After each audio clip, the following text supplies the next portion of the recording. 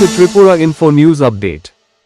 আগামী 28 জুন ভারতের গণতান্ত্রিক যুব ফেডারেশনের ডিওয়াইএফআই 20তম উদয়পুর বিভাগীয় সম্মেলন অনুষ্ঠিত হবে। সম্মেলনকে সামনে রেখে রবিবার জামতলা থেকে ভারতের গণতান্ত্রিক যুব ফেডারেশন ডিওয়াইএফআই ও উপজাতি যুব ফেডারেশনের উদ্যোগে বিভিন্ন দাবিতে একটি বিক্ষোভ মিছিল অনুষ্ঠিত হয়। মিছিলটি জামতলা থেকে শুরু হয়ে সেন্ট্রাল রোড, পুরাতন মোটর স্ট্যান্ড ও নিউ টাউন রোড পরিক্রমা করে পুনরায় জামতলায় এসে শেষ হয়। গণতান্ত্রিক যুব ফেডারেশনের উদয়পুর বিভাগীয় সম্পাদক শুভ চক্রবর্তী জানান, রাজ্যে স্কুল কলেজে ছাত্রীরা নির্যাতনের শিকার হচ্ছেন।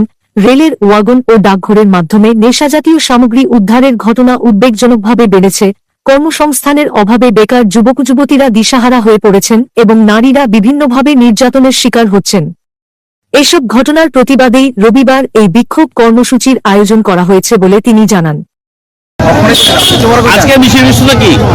বিষয়বস্তু হচ্ছে ডিওয়াইএফ এর উদয়পুর বিভাগীয় কমিটির 20তম বিভাগীয় সম্মেলন আগামী 28 জুন অনুষ্ঠিত হবে। এই উপলক্ষে আমাদের রাজ্যের